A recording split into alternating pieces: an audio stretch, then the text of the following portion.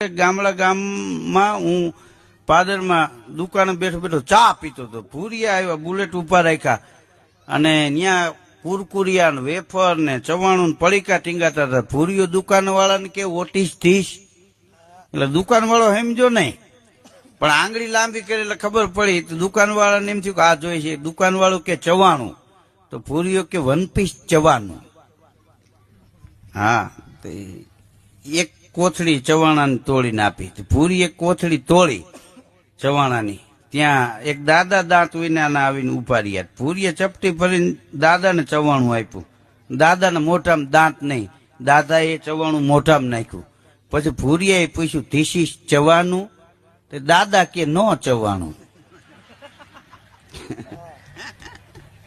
ભૂરિયો દુકાનવાળા બાઈ તો એ કે આ ચવાણું જ નથી, તું શું કામ કે આ ચવાણું?